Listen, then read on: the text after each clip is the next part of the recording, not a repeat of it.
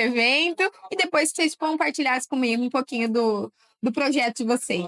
Perfeito, Renata. O evento está sendo maravilhoso até agora. Estou gostando muito da experiência de estar aqui, né? Já aprendi muitas coisas, tive muitos insights, né? Essa experiência mais com o mercado sênior, né? Que nós somos universitários. Então, já é um contato a mais com o meio empresarial, essa vivência de mercado mesmo.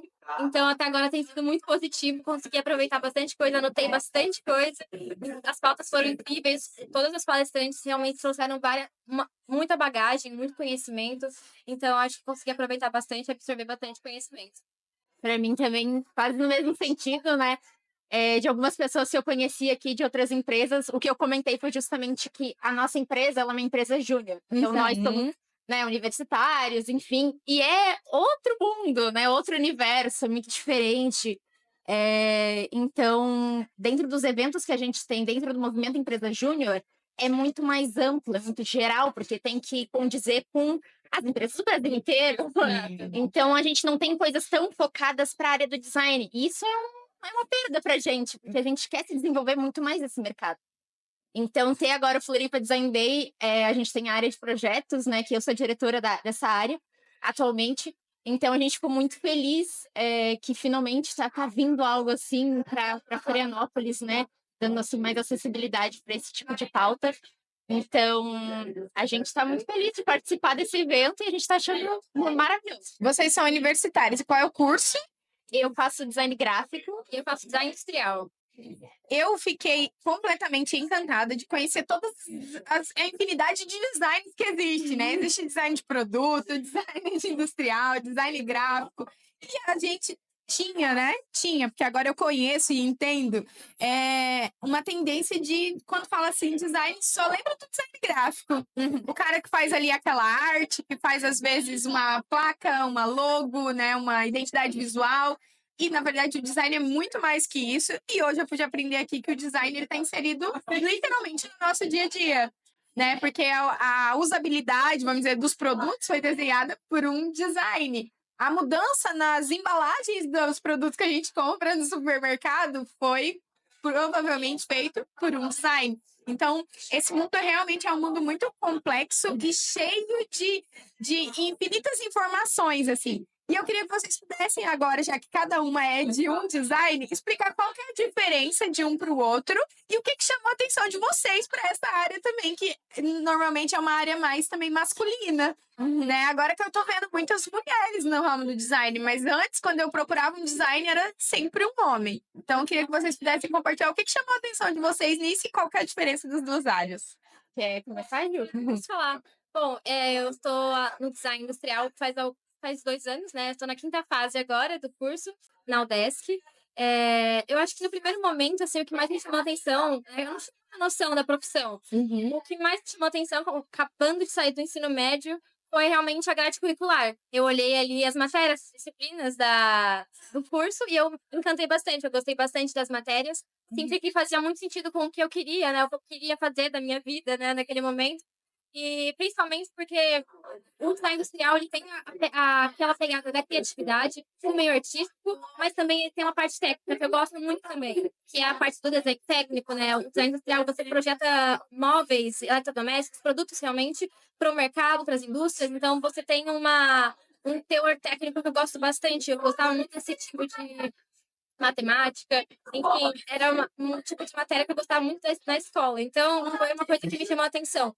Mas no primeiro momento, quando assim que eu entrei na universidade, no primeiro dia de aula, eu soube que aquilo era o que eu queria fazer de verdade, assim, primeira matéria, primeira aula, assim, eu realmente me encontrei. Claro, né? Não, a gente não pode levar o que a gente aprende na faculdade como verdade absoluta e que a vida vai ser assim no mercado de trabalho. Mas 1 ano depois eu acabei entrando na Inventório, que é a empresa júnior de design e moda da UDESC, do SEART, que é a empresa júnior que a gente faz parte. A Inventório é uma empresa júnior que ela abriga, né? Ela constitui diversos grupos do design. Então, são design gráfico, design industrial e moda.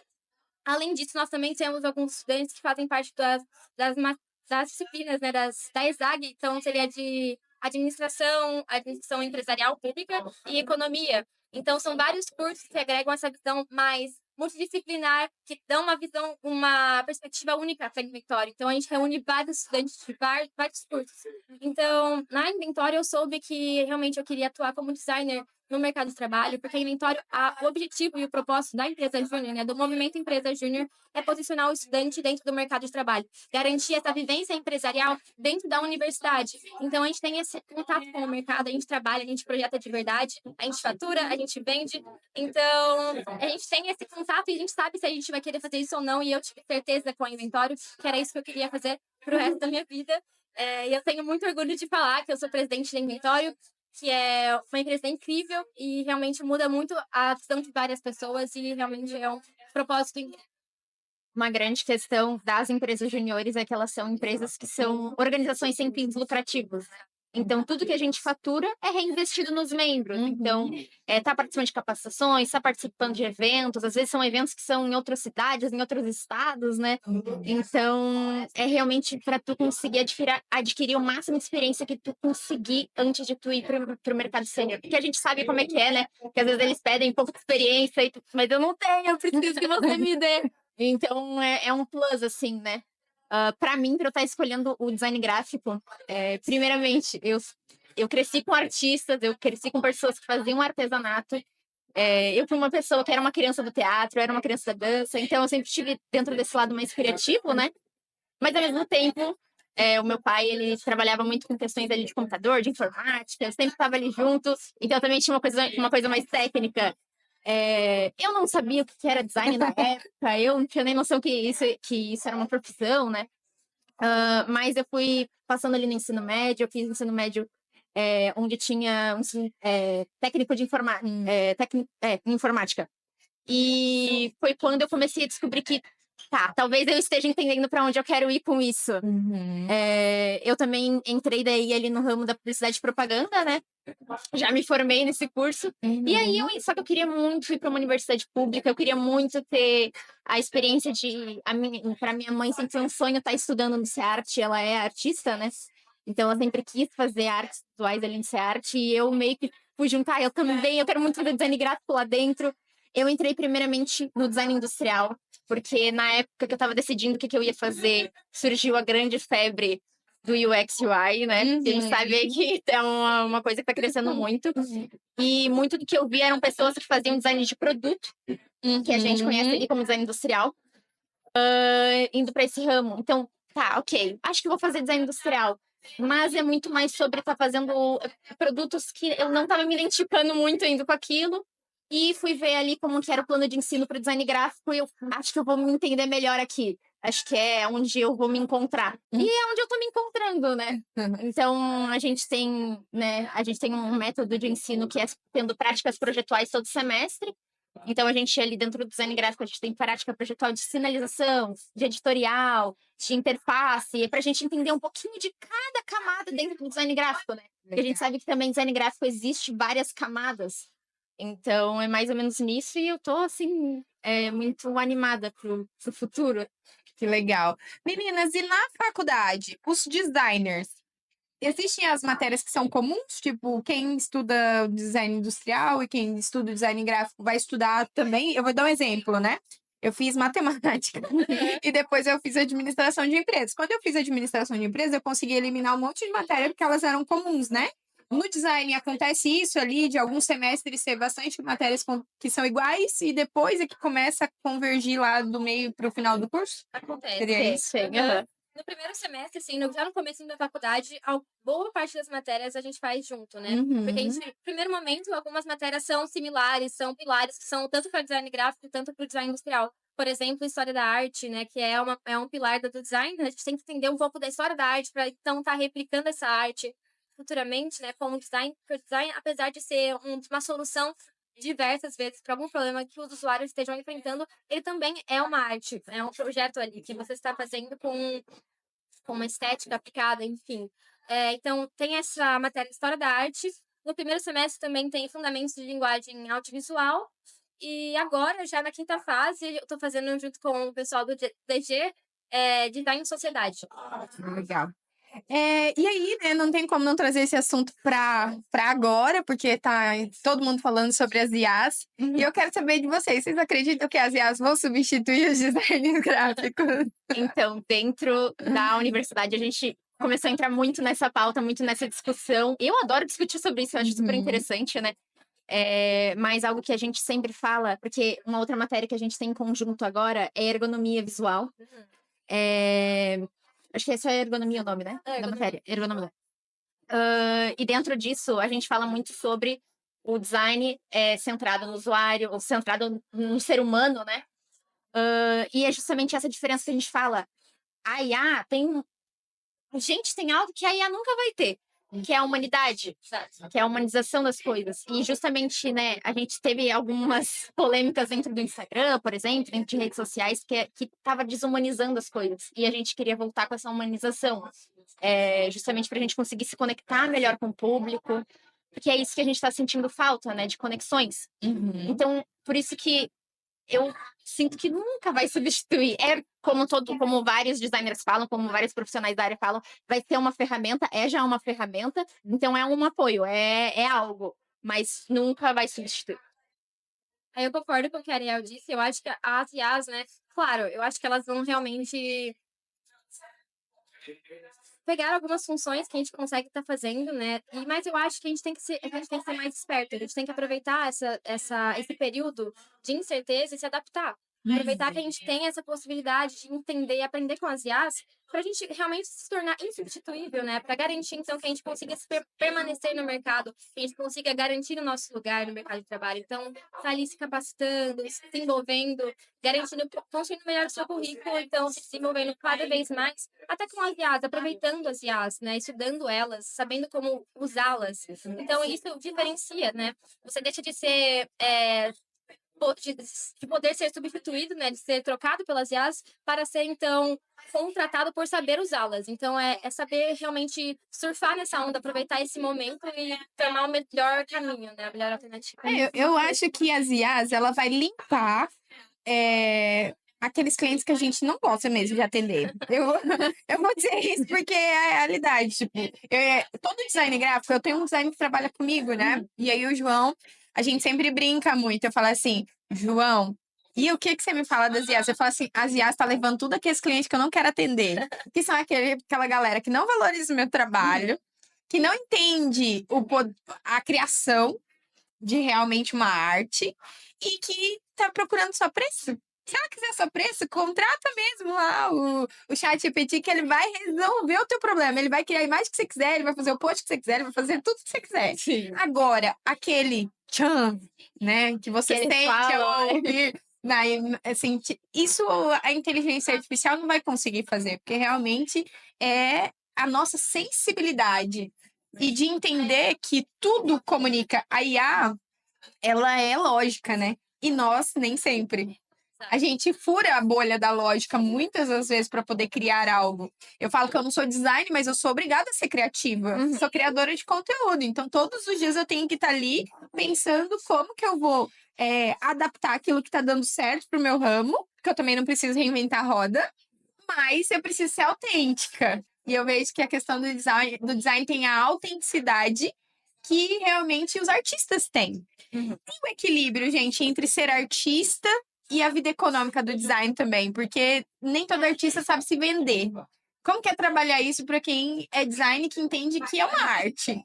Mas como vender essa arte? Onde que está o equilíbrio, né, entre o artista e o empresário que precisa realmente monetizar os seus negócios? Vocês que agora estão aí na empresa júnior vão poder já falar um pouquinho sobre isso. Eu acho que o movimento Empresa Júnior está exatamente para isso, para você saber se vender, sair da faculdade com experiência, com confiança, para conseguir se posicionar nesse mercado. Porque muitas vezes a gente sai da faculdade só com estágio.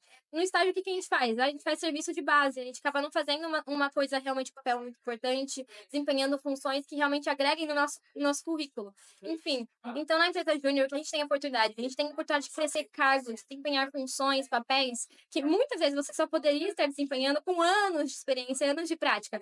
Por exemplo, a Ariel é diretora de projetos e eu sou presidente. Quando que duas jovens com 20 anos de idade poderiam estar desempenhando isso fora do MED? Muito difícil. Mas apesar de estarmos no MED, de ter um movimento de empreendedor jovem, né? nós temos essas funções realmente são muito práticas e exigem muita responsabilidade. Por isso que o MED, ele acarreta muito no crescimento exponencial das pessoas que entram. Então, você entra no MED muitas vezes inexperiente, com poucas soft skills, né? Por exemplo, quando eu entrei no MED, a minha oratória não era muito boa. Hoje em dia, eu consigo conversar tranquilamente com uma pessoa que eu não conheço, assim, mais facilidade na conversação, na negociação. Então, o Movimento Empresa Júnior está aí justamente para isso, para te capacitar, para deixar você confiante, para você, assim que você sai da faculdade, você consegue se destacar no mercado. Você faz uma entrevista de emprego, o seu entrevistador, o seu recrutador, ele vai notar que você tem um diferencial, que você já está mais capacitado, você está mais preparado para desempenhar aquela função. O MEG, ele realmente é um movimento que é um privilégio fazer parte, porque você realmente cresce muito rápido. Eu estou há um pouco mais de um ano no Movimento Empresa Júnior e eu já cresci muito. É inacreditável quanto que a gente consegue aprender e se desenvolver em tão pouco tempo. Que é uma coisa realmente assim do MEG é de formação de lideranças. Então é o que a gente tenta assim ao máximo buscar. As lideranças que vieram antes da gente fizeram o máximo que elas podiam para estar formando a gente. E é a mesma coisa que a gente quer fazer para os membros que vêm depois, entendeu? Então, mas ao mesmo tempo, eu entendo essa questão do equilíbrio, porque ainda assim, nós somos uma empresa e a gente tem coisas para pagar. Então, a gente precisa entender também como equilibrar a questão de, tá, vamos fazer esse membro, ele tentar o máximo de serviços diferentes para ele ter todas as experiências possíveis e ele ser um profissional muito capacitado. Mas ao mesmo tempo, como fazer isso de uma forma que seja otimizada, como fazer de uma forma que seja eficiente. Então, dentro da inventório, dentro, né, de empresas júniores, é um momento onde a gente consegue errar e a gente consegue aprender, a gente consegue tentar ao máximo como achar soluções, como colocar essas soluções em prática, ver se elas deram certo, se não deram certo, por que não deram certo. E é isso, é muito disso dentro da empresa júnior. Vou compartilhar com vocês. Eu também fui presidente da minha empresa júnior na época da faculdade. E eu não tenho dúvidas de que isso vai fazer total diferença na vida profissional de vocês. Né? Se colocar em exposição, que é o que a gente faz quando a gente se coloca à frente lá das empresas, e é como você disse, pode até não ter fins lucrativos, mas ela tem a responsabilidade realmente de uma empresa, ela tem um CNPJ. Sim. Ela é uma empresa, né? Ela pode até estar sendo gerida por jovens que estão aprendendo, mas ela realmente é uma empresa. Então, existem as grandes responsabilidades, só que se colocar nessa posição só vai fazer vocês crescerem e alavancar. A única coisa que eu tenho para dizer para vocês é que, assim, ó, o amor pelo design é nítido mesmo, no olhar de vocês e tudo mais. Mas, meu Deus, a vida de vocês está só começando. E eu digo isso porque quando eu fiz a minha faculdade, eu também achei que eu ia viver aquilo pro resto da minha vida. E eu acabei de abandonar uma carreira de uma instituição financeira onde eu tinha 9 anos para poder chegar até o cargo que eu desejava, que era a gerência, né? E quando eu cheguei, eu vi que não era mais aquilo, e aí eu realmente comecei a abrir os olhos para as outras oportunidades que existiam, e eu realmente me encontrei agora. Então, assim, permitam-se nesse período viver experiências diferentes, porque pode ser que numa experiência diferente vocês encontrem algo que faça os olhos de vocês brilharem ainda mais. Mas nada do que ficou para trás é perdido. Sim. Porque tudo que eu aprendi, eu vejo que a minha instituição financeira e a minha carreira ali corporativa, ela é que fez com que eu chegasse até aqui e eu conseguisse hoje desempenhar o papel que eu desempenho, de falar com autoridade, de conversar com qualquer tipo de pessoa, desde sem nenhum real na conta, até com multimilionários, onde eu não tenho problema nenhum de ambiente. Eu consigo me adaptar à pessoa que eu estou conversando, aquilo que elas estão me dizendo. Por quê? Porque eu me expus a esses ambientes também. Então, se exponham mesmo, aonde vocês puderem ir, vão. E assim, o céu é o limite para quem quer fazer acontecer. Né? Os problemas vão ter todo dia. Se a gente for parar para eles, a gente desiste, né? Porque isso é a vida. Mas tenho certeza que vocês vão ser um sucesso. E a Inventório tem Instagram, tem como comprar. Vendam agora a Inventório pra galera, onde que eles encontram aí os produtos, a loja, tudo que ela faz. Perfeito, gente. Inventório tá no Instagram, sim. Inventório EJDM, que é Inventório Empresa Júnior de Design e Moda. Nós vendemos aí serviços de identidade visual, branding, name, UX UI, coleção de moda e design do produto. E, também tem embalagem e rotulagem. Uau, olha o tanto de serviço que eles já fornecem. Então, eles já.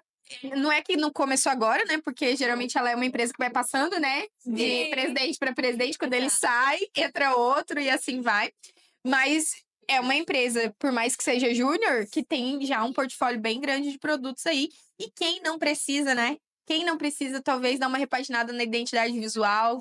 Quem não precisa aí de uma ajuda para poder mudar uma embalagem que tá precisando que tenha mais a cara do seu negócio. Sabia que embalagem vende, gente?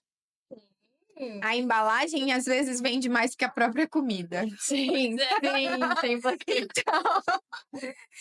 Fiquem de olho, porque a embalagem conta muito. E eu sou prova viva que já comprei muitas coisas, porque eu vi a embalagem, achei muito lindo e depois não era tudo aquilo. E nem é só a embalagem, né? Todo o resto conta.